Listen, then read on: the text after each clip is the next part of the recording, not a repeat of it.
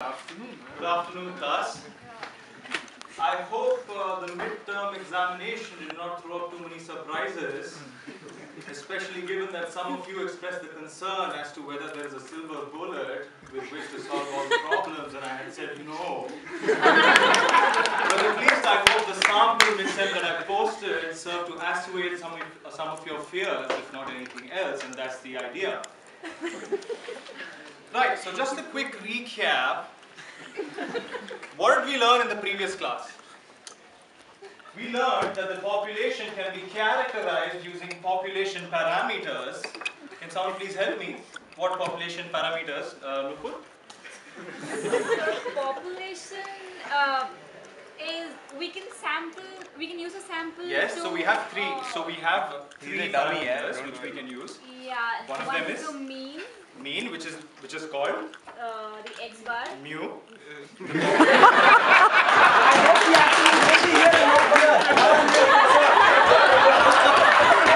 is mu? Yes. Ask him a question. Help me, Vidya, please help me.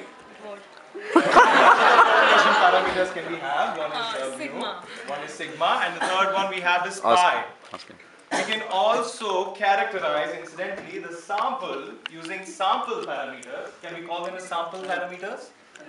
No, we call them sample statistics.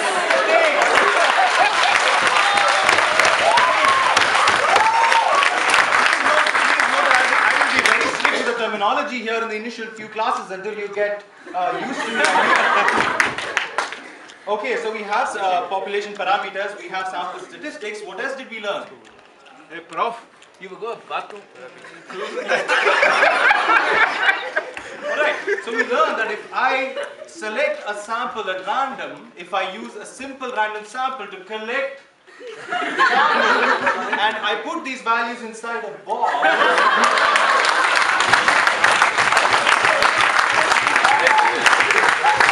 what do you say about the contents of this box? I have a question, sir. The mean is to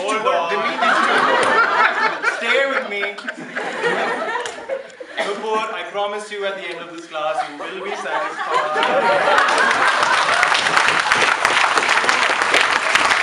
So we have this box and I close the lid, right?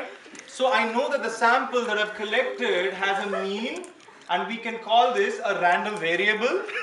Yes, we denote it by x bar, and this sample mean, capital X bar, thank you. Alright, so capital X bar is a random variable, and yes, and why is it a random variable? It's because of a beautiful theorem called the central limit theorem.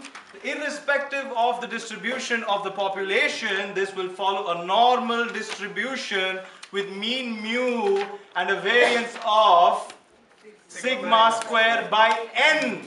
And what does this imply? This implies that if I collect more and more samples, then my distribution will get narrower.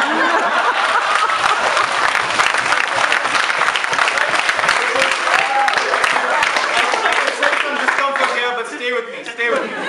Alright, this brings us to the end of descriptive statistics, and we will enter the realm of inferential statistics.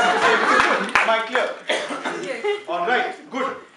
So, as usual, I will begin the class by putting forward some managerial applications.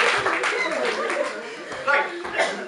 So, ISB wants to know what is the average salary of the applying pool of candidates when we have a small sample of 50 students. And ISB asks me to estimate that average salary, and I say, the average salary of a pool of candidates is 6 lakhs per annum. Can we say this? No, we cannot say this, because if I were to give a point estimate, I would be barking up the wrong tree. Instead, what I can do is I can give a confidence interval.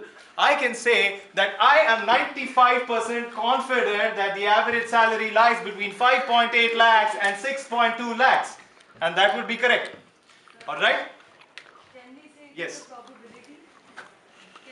No. See, don't overthink this. It's a very simple. Do not worry about this. If you have any questions, we'll take it offline. Alright? I'm sitting in my office all day twiddling my thumbs. Alright, what I can do with the figure of 6 lakhs is I can do a hypothesis test. I can look at my sample, I can find a measure or a metric of the strength of the evidence that will cause me to move away from my null hypothesis that the average salary is less than 6 lakhs. And if I find that the metric is strong enough, I can say, yes, go ahead and start the program because the average salary is greater than 6 lakhs. And ISB will go and start that program. But now two things can happen. One is, an oracle comes to me and says, the